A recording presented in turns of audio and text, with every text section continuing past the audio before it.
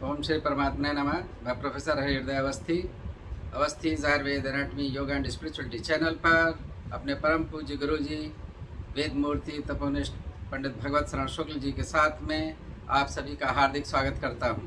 आज हम लोग 8वें अध्याय में प्रवेश कर रहे हैं। उसकी भूमिका में अर्जुन ने भगवान से कुछ शब्दों का पहले अर्थ पूछा है। तो वो शब्द हैं ब्रह्म, अध्यात्म, अधिभूत एवं अधियज्ञ शब्द हैं। तो गीता में उनको किस अर्थ में प्रयोग किया गया है गुरुजी वो बताएंगे।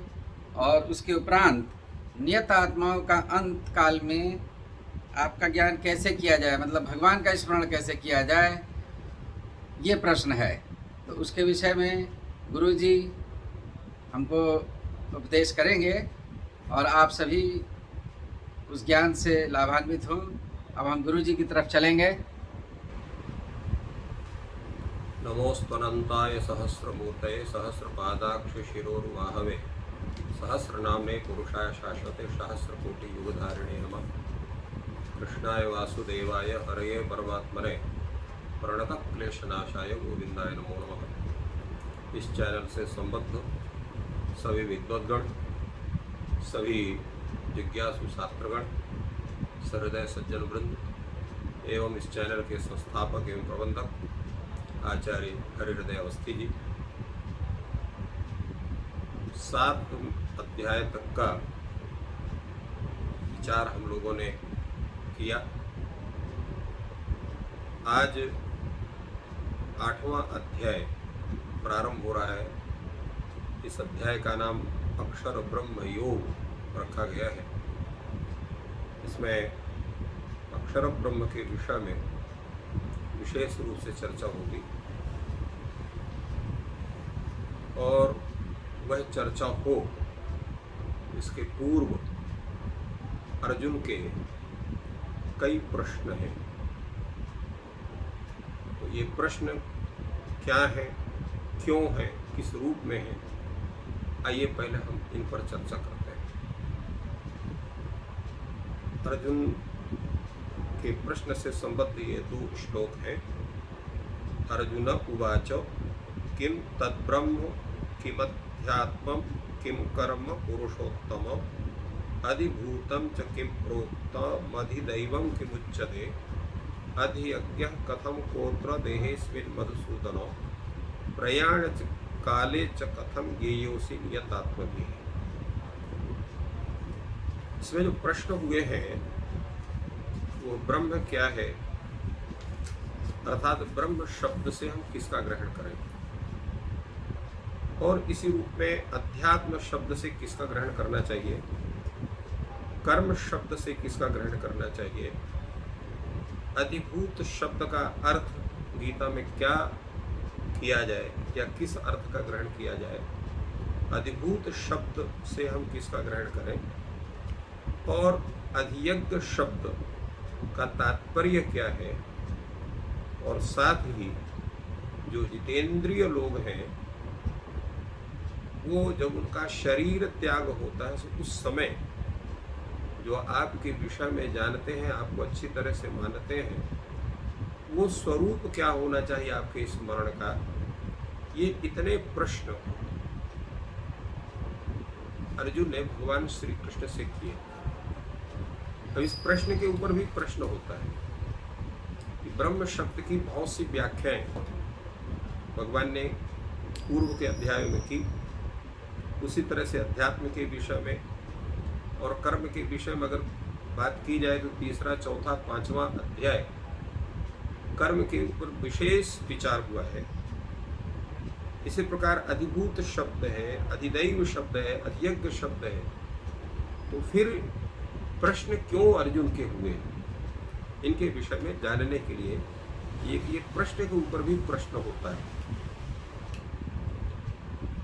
तो पहला जो प्रश्न है किम तत् ब्रह्म, ये प्रश्न क्यों हुआ।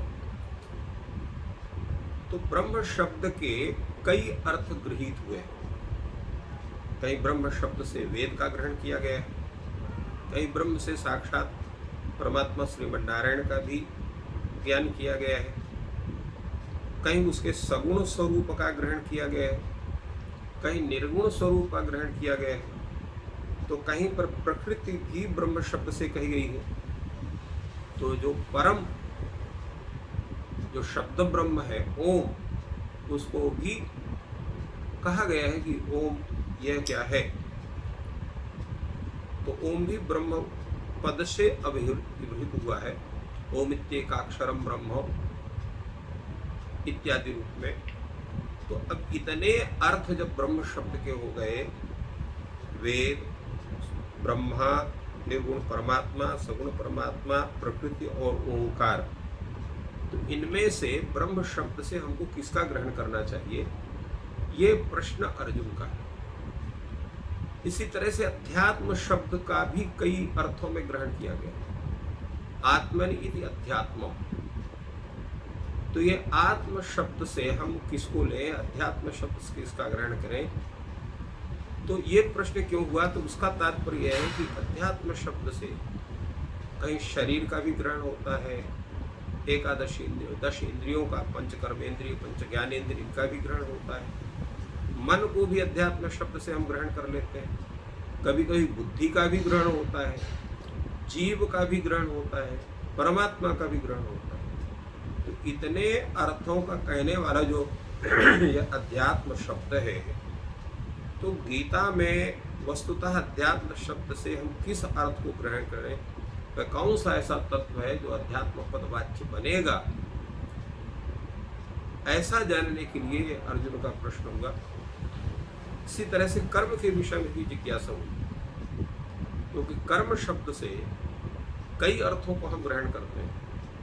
कर्म शब्द से क्रिया का भी ग्रहण होता है, कर्म शब्द से यज्ञ दान आदि जो शुभ कर्म है उनका भी ग्रहण होता है, कर्म शब्द से प्रारब्ध कर्मों का भी ग्रहण होता है, और कर्म शब्द से ही जो ये परमात्मा के द्वारा रचित संपूर्ण सृष्टि है, वो भी ईश्वर का कर्म होने कारण कर्म शब्द से उसका भी ग्रहण होता है। तो जब इतने विकल्प कर्म शब्द के हो गए, तो वो कर्म शब्द से इनमें किसका ग्रहण किया जाए, एक ये भी बहुत बड़ा प्रश्न बनता है। क्योंकि प्रश्न की स्थिति कब बनती है, अगर एक शब्द से एक ही अर्थ प्रसिद्ध है तो वहां पर द्वितीय प्रश्न नहीं उठता। किंतु जब एक ही शब्द के अनेक अर्थ उपस्थित होते हैं तो प्रश्न होना स्वाभाविक है, इस शब्द से किस अर्थ को ग्रहण किया जाए। इसी प्रकार अधिभूत शब्द का अर्थ क्या होना चाहिए, क्योंकि अधिभूत शब्द भी अनेक अर्थों का वाचक है। प्राय हम लोग जानते हैं भूत शब्द से हम लोग पंच महाभूत का ग्रहण करते हैं, पृथ्वी, जल, तेज, वायु, आकाश। तो ये 5 महाभूत हैं जिनकी हम लोग भूत शब्द से चर्चा करते हैं। इसी तरह भूत शब्द से प्राणियों का भी ग्रहण होता है, प्राणी मात्र का हम भूत शब्द से ग्रहण करते हैं, और भूत शब्द से काल विशेष का भी ग्रहण होता है, व्यतीत जो काल है उसको भी हम भूत शब्द से लेते हैं। तो यहाँ पर भी ये प्रश्न स्वाभाविक बनता है कि भूत शब्द से, अधिभूत शब्द से हम किसका ग्रहण करें। इसी तरह से अधिदैव शब्द, अधिदैव शब्द से भी अनेक अर्थों की प्राप्ति होती है। अधिभूत शब्द से हम कभी कभी अधिष्ठात्री जो देवता हैं तत्त इंद्रियों के, उनका भी ग्रहण होता है अधिदैव शब्द से। अन्य जो देव विशेष हैं उनका भी हम ग्रहण करते हैं अधिदैव शब्द से। और इसी प्रकार अधिदैव शब्द से कभी कभी हम जो अदृष्ट है, पुण्य पाप अपुण्य है, पाप है, उनका भी हम ग्रहण कर सकते हैं। इसी तरह से अधिदैव शब्द से हिरण्यगर्भ का भी ग्रहण होता है, ब्रह्मा का ग्रहण होता है, जीव का भी ग्रहण होता है। तो और भी अनेक अर्थ हो सकते हैं। तो इसलिए इतने अर्थों के उपस्थित होने पर अधिदैव शब्द से हम किसका ग्रहण करें। और इसी तरह से एक शब्द भगवान के लिए यहाँ पर प्रयुक्त हुआ है, पुरुषोत्तम शब्द। इनको पुरुषोत्तम शब्द से भगवान के लिए संबोधन हुआ है तो पुरुषोत्तम शब्द का अर्थ क्या है जिसे भगवान को ग्रहण किया गया? पुरुषोत्तम शब्द से तो हम किसी का भी ग्रहण कर सकते हैं, जो भी पुरुषों में श्रेष्ठ दिखाई पड़े उसको हम पुरुषोत्तम कह सकते हैं, परंतु ऐसा नहीं। पुरुषोत्तम शब्द से भगवान श्रीमन नारायण का ही ग्रहण होता है। पुरुषोत्तम शब्द ये नारायण की के अलावा अन्य किसी भी देवता का ग्रहण नहीं होता। यहाँ तक कि भगवान शिव और भगवान श्रीमन नारायण ये दोनों एक ही स्वरूप है, परंतु दो ऐसे शब्द है, एक महादेव शब्द और एक पुरुषोत्तम शब्द। तो महादेव शब्द से भगवान विष्णु का बोध नहीं होता है, शिव का ही बोध होता है।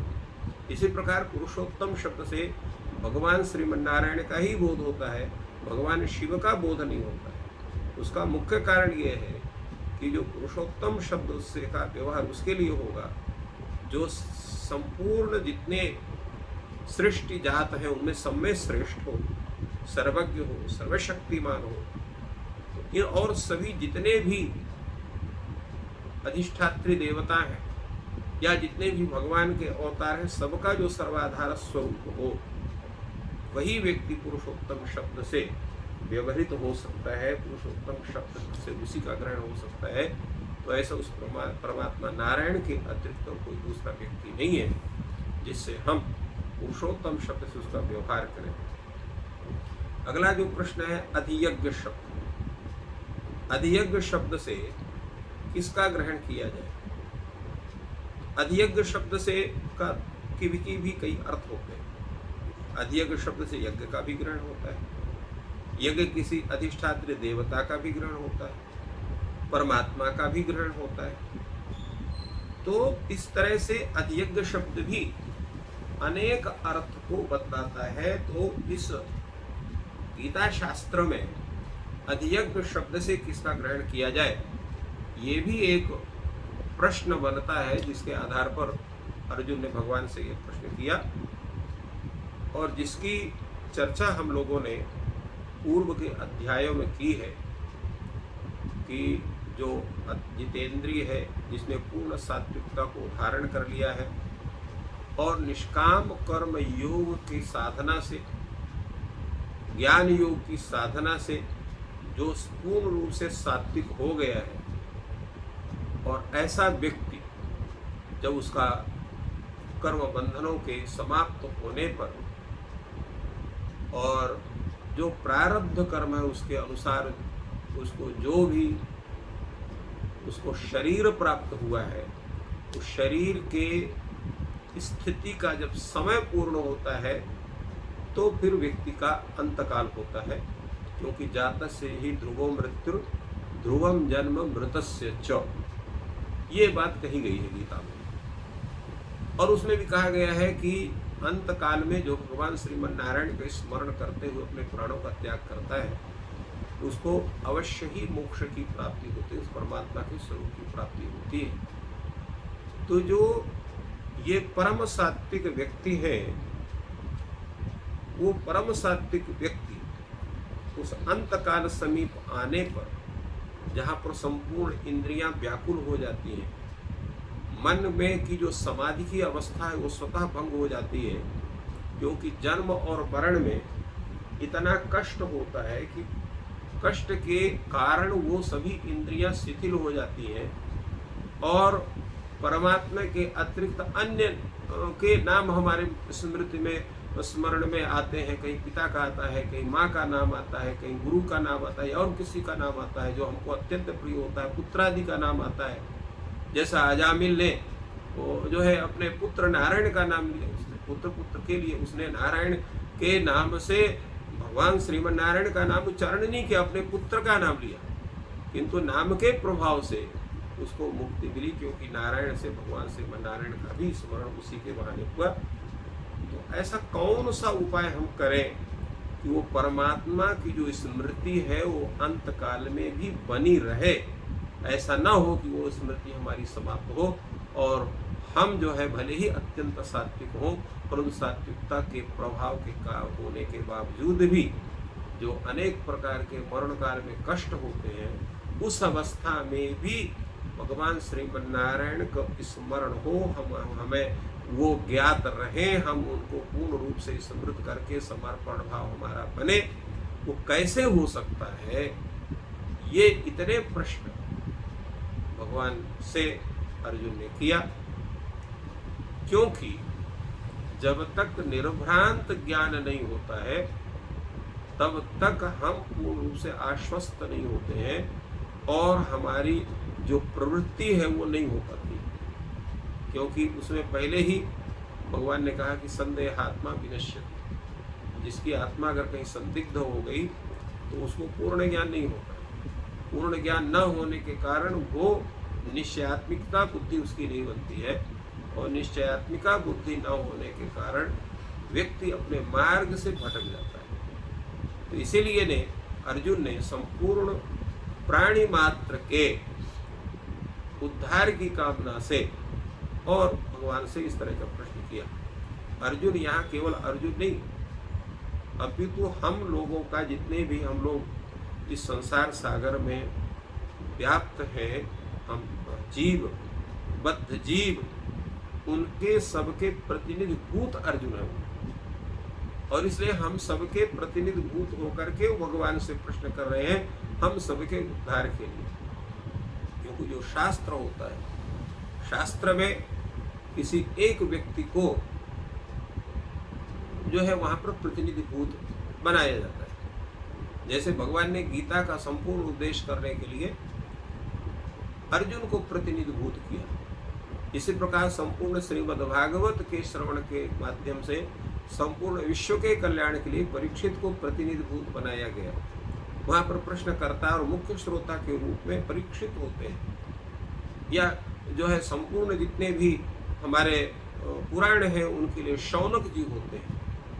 और ये शौनक हो, चाहे परीक्षित हो, चाहे अर्जुन हो, ये कोई अज्ञ और पूर्ण रूप से अज्ञानी व्यक्ति नहीं है। ये इन्होंने शास्त्रों का अध्ययन किया है, वेदों का अध्ययन किया है, अनेक गुरुजनों के बीच में बैठ करके उस ज्ञान की परिपुष्टता की है, तथापि विश्व कल्याण की कामना से और संपूर्ण अध्ययन करने के पश्चात भी हमारी जिज्ञासाएं समाप्त नहीं होती। तो उन जिज्ञासाओं का पूर्ण समाधान करने के लिए जब कोई हमारे सामने समक्ष भगवान श्री कृष्ण जैसा जगत गुरु हो, तो उसके सामने इन प्रश्नों को रख कर उनका समाधान करना अत्यंत अपेक्षित होता है।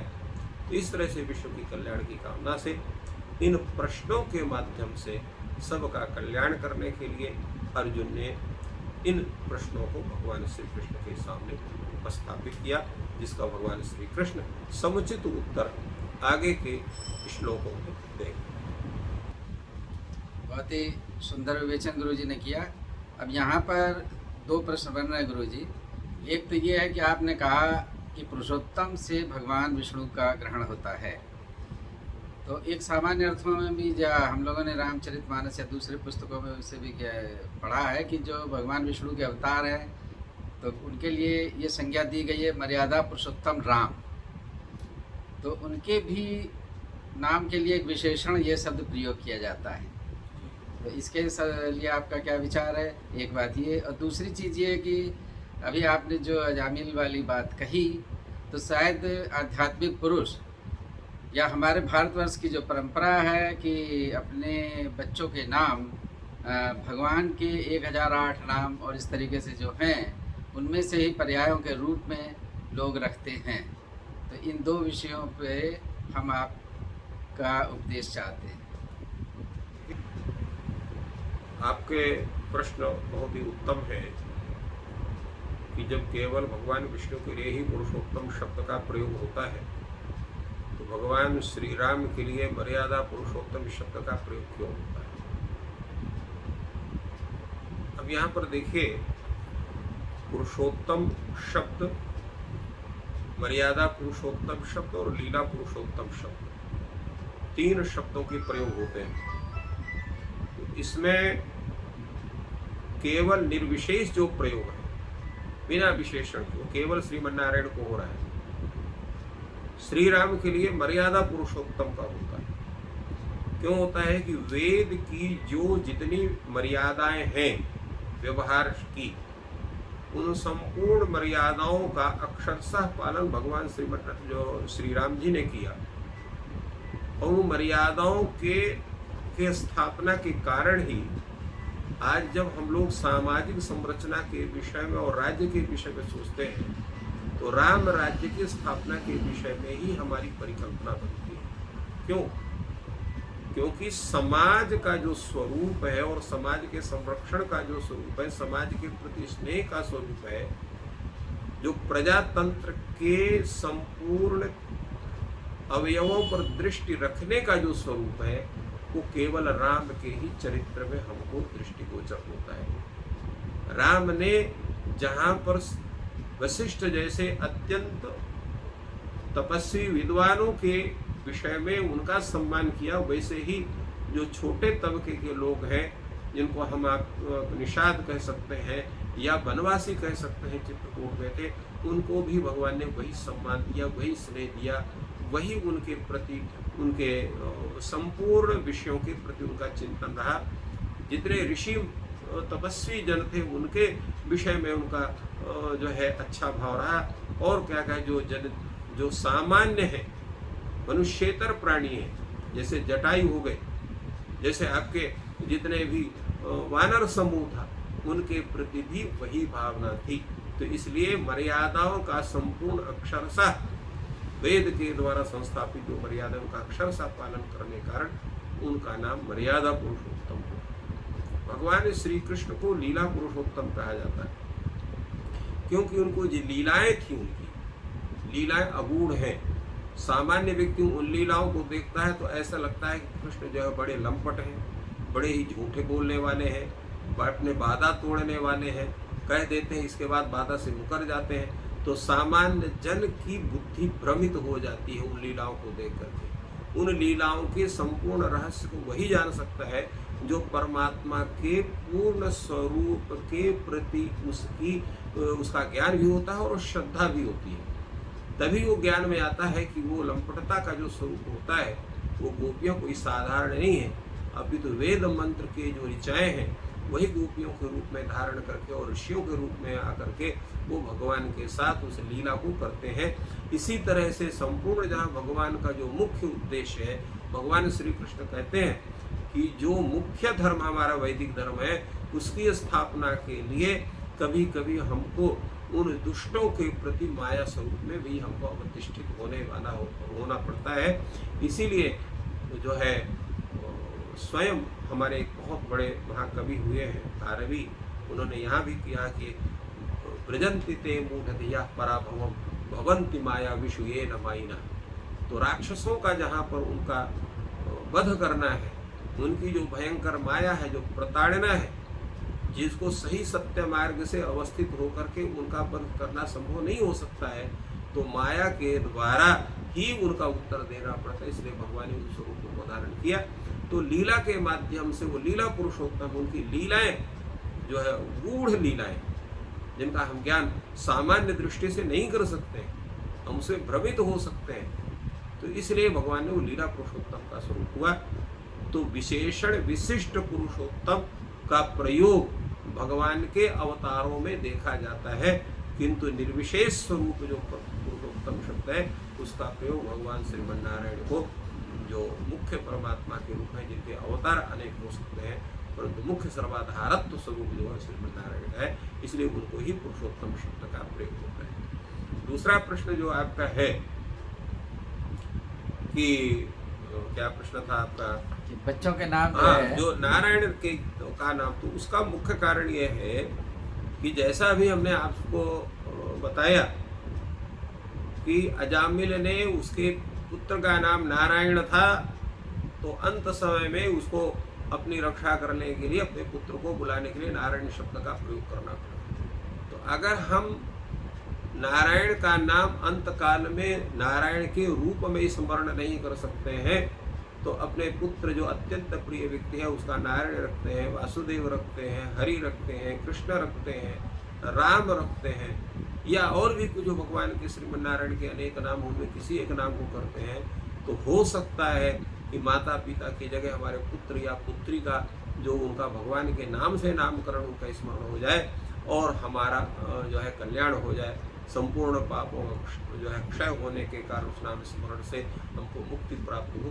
तो ये एक हमारे पूर्वजों ने एक बना दिया उसको। और नामकरण संस्कार के विषय में जैसा हमारा कहीं व्याख्यान हुआ है तो हमने बताया कि 5 प्रकार के नामकरण हम लोग करते हैं, जिसमें एक इष्ट देवता नाम होता है, एक हमारा जो है वो जो है कुल देवता का नाम होता है, एक हमारा जो है नक्षत्रज नाम होता है, एक मास नाम होता है। तो इष्ट देवता के नाम में, कुल देवता के नाम में और मास नाम में भगवान के ही नाम होते हैं। और इसी तरह से जो नक्षत्रज नाम है, नक्षत्रज नाम में भगवान के नाम का भी स्वरूप बन सकता है, नहीं भी बन सकता है, ये दोनों परिस्थितियां हैं। किंतु जो व्यवहार नाम, जिसको हम व्यवहारिक नाम कहते हैं, उसमें भी भगवान के नाम का हम उसको निर्धारण कर सकते हैं। तो उस आधार पर भी हमारे लिए एक प्रक्रिया बन सकती है उस नाम स्मरण की, जिसके द्वारा हम मोक्ष को प्राप्त कर सकते हैं। तो भारतवर्ष में जो ये 4 पुरुषार्थ माने जाते हैं, धर्म, अर्थ, काम, मोक्ष, इसमें मोक्ष को परम पुरुषार्थ कहते हैं। तो इसलिए परम पुरुषार्थ की प्राप्ति के सरल उपाय में पुत्र आदि का भगवान के नाम से नामकरण करना भी एक बहुत ही सरल और सहज उपाय है। उस उपाय का हमारी परंपरा में स्थापित है। दूसरी बात है गुरु जी कि जो व्यवहारिक रूप में देखने में आता है कि नाम का भी एक प्रभाव होता है व्यक्ति विशेष में, या जिसका जो नाम है अपवादों को छोड़ करके, वैसा उसमें आचरण कुछ ना कुछ समय बाद आने ही लगता है। देखिए, उसमें 3 बातें प्रधान होती हैं। एक हमारे पारिवारिक संस्कार क्या है, दूसरे हमारा परिवेश क्या है, और तीसरा किन विषयों में हमारा स्वाभिमान है। अगर हमारे परंपरा में, उस पारंपरिक स्वरूप में हम पूर्ण रूप से अपने को ढाले हुए हैं, उसी के अनुसार हम चलते हैं, तो नाम का स्वाभिमान हमारा बनता है। हम अपने नाम के अनुसार कार्य करने का प्रयास करते हैं। उसी तरह से अगर हमारा परिवेश है, अच्छा है, हम जहाँ पर हैं वहाँ सज्जनों का बाहुल्य है, या ऐसे लोग हैं कि जो हमारे गलत आचरणों को तत्काल टोक देते हैं, उनको हमें टोकने में कोई भय नहीं होता है, तो वो परिवेश भी हमें पारंपरिक स्वरूप में रहने की स्थिति बनाता है। तीसरा, जो हम नाम के प्रति कुछ भी ना रहने पर अगर हमारे अंदर स्वाभिमान है, मान लीजिए हमारा दयानाथ नाम है, तो दयानाथ नाम का तात्पर्य हुआ कि लोगों पर दया हमको करनी चाहिए, क्रूरता नहीं करनी चाहिए। परंतु अगर कहीं संयोगवश, परिस्थितिवश हमें क्रूरता करना पड़ता है, तो लोग कहते थे, आप देखिए आपका कितना सुंदर नाम है दयानाथ, आप इतने बड़ी क्रूरता दिखाई पड़ रहे, इतना क्रोध कर रहे हैं। तो इसी प्रकार किसी का नाम करुणानिधि है, बहुत से लोगों को करुणानिधि है, तो करुणानिधि न हो करके लोगों को और करुणा प्रदान करना चालू कर देते हैं, उनको कष्ट देते हैं। तो वहाँ लोग भी कहते हैं, देखिए आपका नाम के अनुसार आपकी क्रिया नहीं है। तो हम इसलिए हमारे यहाँ वेद भी कहता है क्रिया देयम, तो और जो है तो आप लज्जा से होकर के भी अच्छे काम करें। तो इसलिए ये नाम का जो स्वरूप है, तो उसमें अगर हमको अपने नाम का स्वाभिमान है, अपने धर्म का स्वाभिमान है, अपने परंपरा का स्वाभिमान है, तो हम पथभ्रष्ट होने पर भी संभल सकते हैं। किंतु न तो हमें अपने धर्म का स्वाभिमान है, न अपने व्यवहार का स्वाभिमान है, न अपने परंपरा का स्वाभिमान है, और न नाम का स्वाभिमान है। केवल मात्र स्वार्थ पूर्णता और या क्रूरता का प्रवेश हमारे अंदर है, तो हम नाम के स्वाभिमान की रक्षा नहीं कर सकते हैं।